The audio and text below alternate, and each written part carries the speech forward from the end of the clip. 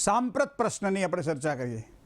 વર્તમાન સમયે મોટા ભાગે યુવાનોને આ પ્રશ્ન સતાવતો હોય છે, યુવાનોને માતા પિતાને આ પ્રશ્ન સતાવતો હોય છે કે ભાઈ અમારા દીકરા દીકરીના વ્યભિચાર ક્યારે થશે। પહેલી જ વાત આ આવે છે જ્યારે ઉંમર થઈ જાય અને અમુક સમય એમ કહેવાય કે ભાઈ અભ્યાસ પૂરો થાય પછી આ ચિંતા રહે। તો ક્યારેક ક્યારેક છોકરાઓ એવું કહેતા હોય છે ભાઈ અમારે અમારું કરિયર બનાવવું છે, અમે કોઈપણ વ્યક્તિને અમારા ઉપર જ્યારે અમે એને વિવાહ કરતા હોય ત્યારે એની જવાબદારીને શીખવા માટે અમારી પાસે બળ હોવું જોઈએ, લાયકાત હોવી જોઈએ, પછી જ અમારે લગ્ન કરવા છે। આવી વાતો પણ આપણને જોવા મળે છે। અત્યારે માણસ સ્વકેન્દ્રી બની ગયો છે।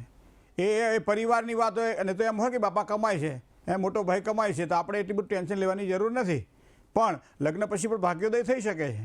પણ ના, એને તો પોતાના ઉપર વિશ્વાસ છે, બીજા ઉપર વિશ્વાસ છે કે નહીં ખબર નહીં, અને આવા સમયે એ ટાળતો જતો હોય છે અને એના કારણે શું થાય છે કે લગ્નની ઉંમર અમુક થઈ જાય અને પછી જ્યારે આમ કશું દેખાય નહીં ત્યારે ઘણી વખત કંઈ મા બાપને બહુ આમ આક્રોશથી કહેતો હોય છે કે ભાઈ મારા લગ્ન ક્યારે કરાવશો, મારા માટે છોકરી જોવા ક્યારે જશો। દીકરી હોય તો પણ આમ કજિયા કંકા જેને કહેવાય કે ઘરની અંદર ક્યાંક ને ક્યાંક નાની નાની પીડાઓ મા બાપને સહન કરતી પડતી। તો આવા સમયે શું કરીએ, આપણે જન્મકુંડળી બતાવીએ કે ભાઈ જન્મકુંડળીના આધારે કોઈક મહારાજ આપણને સારું કંઈક સૂચન કરે તો એ કંઈક આગળ વધી શકાય। ગ્રહો પણ ક્યાંક સૂચવતા હોય છે મિત્રો, પણ એક હાથવગું હથિયાર જેને કહેવાય ને એવું એક છે હસ્તરેખા। સામુદ્રિક શાસ્ત્રની અંદર દરેક અવયવોનું એક મૂલ્ય છે। આંખની ભ્રકુટીની અંદર એમ કહે છે કે બે ભ્રકુટી જ્યારે ભેગી થાય, જ્યારે નમતી હોય ત્યારે બુદ્ધની એક જેને કહેવાય ને કે એક નવી એક આભા ઉત્પન્ન થાય છે અને એવો માણસ જ્ઞાની બને છે। બે ભ્રકુટી જ્યારે ભેગી થતી હોય ત્યારે એ દરેક અલગ અલગ, તમે આંખની નેણોથી માંડી અને પગના અંગૂઠાથી માંડી અને પગની આંગળીઓ સુધી એ પાની કેટલા ઇંચની કેટલા અંગુલી છે, હાથની રેખાઓને ધ્યાનમાં રાખો, શરીરના અવયવોને ધ્યાનમાં રાખો, શરીરની ઉપર રહેલા ચિહ્નો જે કંઈ જે આપણે છે એને ધ્યાન યાદ રાખો કે ભાઈ આના કેટલા તલ છે, ક્યાં તલ છે, એનાથી શું પરિણામ મળે, ક્યાં લાખું છે એને એનાથી શું પરિણામ મળે। તો આ બધી જ વસ્તુઓ આપણને શરીરશાસ્ત્ર એટલે કે સામુદ્રિક શાસ્ત્રના આધારે શરીરથી આપણે જોઈ શકીએ છીએ। અને એવી જ એક હાથવગી, આ ખાસ કરી લગ્નની વાત જ્યારે આપણે કરી રહ્યા છીએ ત્યારે એ આ હસ્તરેખાને ખૂબ પ્રાધાન્ય આપવામાં આવે। તો મિત્રો તમે જુઓ કે મા બાપનો પ્રશ્ન બીજો આ આવે છે કે લગ્ન તમે કહ્યું ભાઈ આ 27મા વર્ષે લગ્ન છે, પણ હળવેક લઈને પછી પાછા પૂછી લે આપણને કે પ્રેમ લગ્ન થશે કે અમે પરિવારવાળા જે નક્કી કરીને છોકરો છોકરી બતાવશું એના લગ્ન થશે, મતલબ કે લવ મેરેજ થશે કે અરેન્જ મેરેજ થશે। તો બીજો પ્રશ્ન તરત જ આવીને ઊભો રહે કે આ અમારા દીકરા કે દીકરીને પ્રેમ લગ્નના યોગ છે કે અરેન્જ મેરેજના યોગ છે। તો પ્રેમ લગ્ન છે કે અરેન્જ મેરેજ છે એ પણ જોવું રહ્યું। બીજી વસ્તુ એ છે કે કેવું પાત્ર મળશે। લગ્ન તો થશે સમજો, પણ કેવું પાત્ર મળશે જે એને સુખ આપશે, જે એને દુઃખ આપશે, એને સમજી નહીં શકે, એની ભાવનાને વ્યક્ત નહીં કરી શકે, અથવા તો કાંઈક ને કંઈક પ્રશ્ન ઊભા થશે કે પછી શાંતિથી જીવન પસાર થશે। તો બીજો પ્રશ્ન જ્યારે આવે છે ત્યારે આવે છે કે કેવું પાત્ર મળશે। હવે ત્રીજું કે ઘણી વખત ઉંમર થઈ ગયા પછી પણ લગ્ન નથી થતા હોતા ત્યારે આને શું કહીએ આપણે, લગ્નમાં વિલંબ થયો। તો વિલંબનું કારણ કે તો કયું વર્ષ લગ્ન માટે નક્કી કરવું જોઈએ।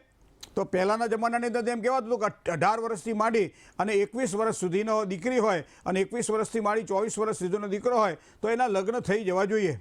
હવે અત્યારે 23, 24, 25 વર્ષે તો મા બાપ હજી તો ગોઠવે છે કે ભાઈ હવે આના લગ્ન માટેની ઉંમર થઈ ગઈ છે। લગ્ન કારણ કે જમાના પ્રમાણે સમય વર્તે સાવધાન આપણે કહીએ છીએ, તો સમય પ્રમાણે આપણે આ વસ્તુ જોતા હોઈએ।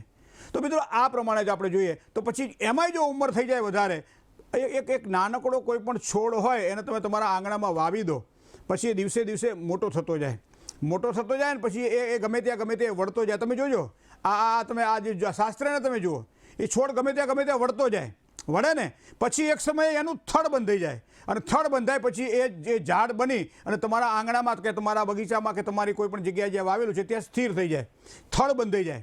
હવે 25, 27 કે 28 વર્ષે જ્યારે લગ્ન કરવાની વાત આવે ને ત્યારે થડ બંધાઈ ગયું છે। માતા પ્રત્યેની, પિતા પ્રત્યેની એની મમતા વધી ગઈ છે, ઘર પ્રત્યેનું એનું એક માન વધી ગયું છે, એની પાસે જે અત્યાર સુધી જે ભોગવેલા જે સુખ સાહેબીઓ છે એની પોતે મૌલિક છે।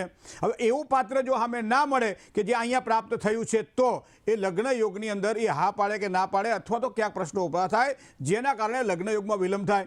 દીકરા માટે પણ એવું છે કે ભાઈ એનું થડ આમ બંધાઈ ગયું હોય, પણ આ એક હું ઉદાહરણથી તમને વાત કરું છું અને એટલા માટે એમ કહેવાય છે કે ભાઈ છોડ જ્યારે નાનો હોય ત્યારે એને વાવી દેવો જોઈએ। પણ ઘણી વખત અત્યારના યુગ પ્રમાણે જો ચાલી જાય, દરેક યુગ અલગ અલગ હોય છે। આજનો યુગ આ છે મિત્રો। તો હું તમને એક વસ્તુ કહું કે સ્થિર લગ્ન જીવન કે સુખી લગ્ન જીવન આ બધી જ વસ્તુઓ મારે જોવી હોય તો શેના આધારે જોવી, તો હું તો તમને કહું હસ્તરેખાના આધારે જોઈ શકાય। જ્યારે પણ તમે લગ્ન કુંડળી મેળવતા હોય ત્યારે તો તમે હસ્તરેખા મેળવી છે?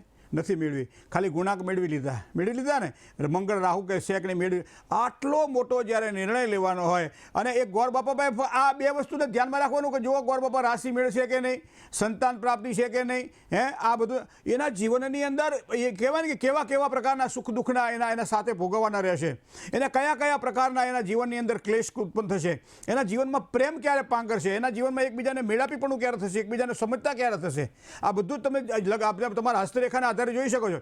અને એટલા માટે અમે કાયમ કહીએ કે જો તમારે પદ્ધતિસર તમારી જો મેળવવાની હોય કુંડળી તો બે વસ્તુને ધ્યાનમાં રાખો કે જન્મ કુંડળીની અંદર 3 પ્રકારની કુંડળી જોવાય છે. એક જન્મ લગ્ન જોવાય છે, એક સૂર્ય લગ્ન જોવાય છે, એક ચંદ્ર લગ્ન જોવાય છે અને ત્રીજું નવમાંશ જોવાય, ચોથું નવમાંશ જોવાય છે. તો આને જોયા પછી વિંશોત્તરી મહાદશા અને ત્યારબાદ તમે તરત જ શરૂઆત કરો તમારા નક્ષત્રની.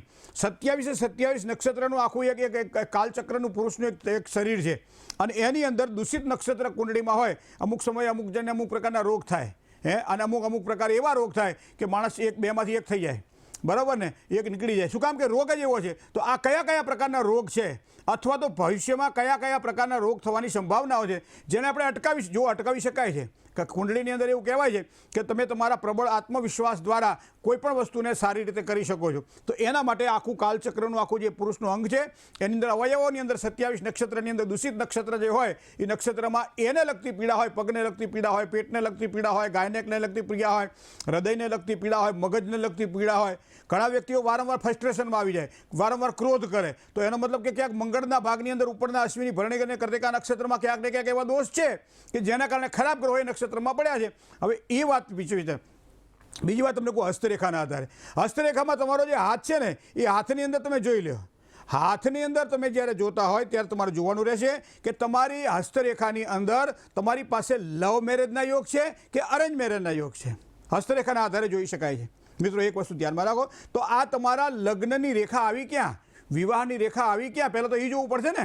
કારણ કે આખા હાથની અંદર વિવાહની રેખા ક્યાં આવી, તો તમારી જે ટચલી જે આંગળી છે એ ટચલી આંગળીના નીચેના ભાગની અંદર અને શુક્રના પહાડથી મંગળના પહાડથી ઉપરના ભાગની અંદર એક બુધનો પહાડ છે. તો ટચલી આંગળીના નીચે બુધનો પહાડ છે. હવે બુધના પહાડને તમારે જોવો હોય તો કઈ રીતે જોશો, તો તમારી આંગળીને આ રીતે તમે આમ મુઠ્ઠી વાળી દો. મુઠ્ઠી વાળ્યા પછી તમે જુઓ કે અહીંયા આ ભાગની અંદર કયા કયા પ્રકારની રેખાઓ આપણને જોવા મળે છે. તો અહીંયા જે સીધી જે રેખા જોવા મળે છે એ રેખા એ વિવાહની રેખા જોવા મળે છે. વિવાહની રેખા ઘાટી હોય, એની બાજુમાંથી એક રેખા પસાર થતી હોય ત્યારે એ વ્યક્તિ પ્રેમ લગ્નના યોગો એને વધારે દેખાતા હોય છે. ક્યારેક વધારે પડતી ઘાટી રેખા એ પ્રેમ લગ્નમાં નિષ્ફળતા બતાવતી હોય છે. ઘણી બધી બાબતો એવી છે કે આપણે અહીંયા જોઈ શકાય છે. ક્યારેક અહીંથી સીધી નીકળતી રેખા આ જે હૃદય રેખા ઉપરના ભાગમાં આવે અને હૃદય રેખાને જ્યારે વીંધતી હોય ત્યારે એનો નિષ્ફળ લગ્ન જીવન, લગ્ન પછી એના છૂટાછેડાના યોગ વધારે પડતા આપણને જોવા મળે છે. એની પોતાની લાગણીઓ વધારે વ્યક્તિ થાય જેના કારણે એનો પ્રેમ પાંગરતો નથી અને તૂટી જાય છે, લગ્ન વિચ્છેદ થાય છે. તો આ બધું જે જોવાનું હોય ને એ અહીંથી જોવાનું હોય છે. ક્યારેક તમે જોજો કે 2 વખત એને સગાઈ થઈને ત્રીજી વખત એનું લગ્ન થયું તો એ પણ અંદર દેખાય છે. ઝાંખી રેખાઓ એ વિવાહ સુધી પહોંચાડે, વ્યવિચાર સુધી પહોંચાડે, વિવાહ ના થવા દે. ક્યારેક એવું થતું જોવા મળે છે કે બધી જ રીતે તૈયારી હોવા છતાં 2-4 મહિના એ સગાઈ પણ ટકી જાય છે અને પછી લગ્ન કરવાની વાત આવે ત્યારે લગ્ન વિચ્છેદ થઈ જાય છે. તો આ પણ તમને અહીંયા ઘણી બધી વાતો મિત્રો કહી શકાય છે લગ્ન જીવનની અંદર. પણ પ્રેમ લગ્ન એટલે કે અરેન્જ મેરેજ જ્યારે કરવાના હોય કે લવ મેરેજ જ્યારે કરવાના હોય ત્યારે આ રેખાઓને ખાસ ધ્યાનમાં રાખજો. અને મા બાપને પણ કહું કે જ્યારે દીકરા દીકરીના કુંડળી મેળાપ કરવા માટે જાઓ ત્યારે હસ્તરેખાને ખાસ પ્રાધાન્ય આપજો. એ હસ્તરેખામાં એકબીજાનું જો મેચિંગ થાય છે કે નહીં, જો એ મેળાપીપણું થશે તો દાંપત્ય જીવનને સારી સુખાકારી મળશે. અંકશાસ્ત્રનું જેટલું મહત્ત્વ છે લગ્ન જીવનની અંદર એટલું જ મહત્ત્વ છે હસ્તરેખાનું, અને હસ્તરેખાનું મહત્ત્વ છે એના કરતાં વિશેષ મહત્ત્વ છે જન્મ કુંડળીનું. તો 3 વસ્તુને ભેગી કરી અને જો તમે તમારા દીકરા દીકરીના વ્યવિચાર માટે પ્રયત્ન કરો અને પછી આગળ વધો. ઘણી વખત એવું થાય કે છોકરીને લગ્નની ઉંમર જે છે એ 24 ને 25ની બતાવે છે, છોકરાના લગ્નની ઉંમર 29 કે 30ની બતાવે છે. હવે બંનેના અત્યારે 25 વર્ષ થયા તમે લગ્ન કુંડળી મેળવાઓ તો એકને તો લગ્ન યોગ છે પણ બીજાના લગ્ન યોગ 3 વર્ષ પછી છે. તો એનો મતલબ એ સેટ થતું નથી, તો એનો મતલબ ક્યાંક ને ક્યાંક આગળ નહીં વધાય. એ 27 કે 29-30 ગુણાંક મળે અને છતાંય લગ્નમાં એમ થાય કે ભાઈ અમારું પછી આગળ ના વધ્યું. શું કામ કે છોકરાની ઉંમર આ પ્રમાણેની બતાવે છે લગ્નની અંદર. આ બધી જ વસ્તુઓને ધ્યાનમાં રાખવામાં આવે, વિંશોત્તરી મહાદશાને ધ્યાનમાં રાખવામાં આવે શુક્ર આમ 3 જ વસ્તુ જોવાની. તમે જોજો એ 3 જ વસ્તુ લગ્ન કુંડ તમારે જ્યારે લગ્ન મેળા પર કરવાના હોય તો 3 જ વસ્તુ. એક તો તમારા આ બુધની આ બાજુમાંથી નીકળતી રેખાઓ જોવાની હોય છે, શુક્રનો પહાડ જોવાનો હોય છે તમારે, બરાબર, અને આ હૃદય રેખા જોવાની હોય છે. આ 3 જ વસ્તુ તમે જોઈ લો એટલે તમને ખબર પડી જાય કે આ દાંપત્ય જીવનમાં ખટરાગ રહેશે, દાંપત્ય જીવનમાં પ્રેમ રહેશે, દાંપત્ય જીવનમાં મનમેળનો અભાવ રહેશે, અથવા તો દાંપત્ય જીવનમાં ક્યાંક ને ક્યાંક તકલીફ રહેશે. મિત્રો, લગ્ન જીવન તો આમ તો સામાન્ય રીતે આમ તો સરળ છે, પણ આપણે આજકાલ એને બહુ ગૂંચવી નાખ્યું છે. અને એવા સમયે જ્યોતિષનું ખૂબ જ એક મહત્વ બની જાય છે, કારણ કે આ વાત અભિવ્યક્ત કરવી કોની પાસે. અને એવા સમયે સુગ્ન જ્યોતિષી જે છે, જેને દેવજ્ઞ કહેવામાં આવે છે, દેવોની ભાષા સમજી શકે છે, એવા સારા જ્યોતિષી પાસે તમે જ્યારે તમારી હાથની રેખાઓ જ્યારે બતાવતા હોય ત્યારે, અંકશાસ્ત્રના આધારે મૂલવતા હોય ત્યારે, અને જન્મકુંડળીના આધારે જોતા હોય ત્યારે લગ્ન જીવનની અંદર આ પ્રેમ લગ્નના યોગ છે, અથવા તો પછી એ પોતે પરિવારની પ્રીતિથી લગ્ન કરશે. આ બધી જ વસ્તુ આપણે વ્યવસ્થિત રીતે જોઈ શકીએ છીએ. જય ગણેશ.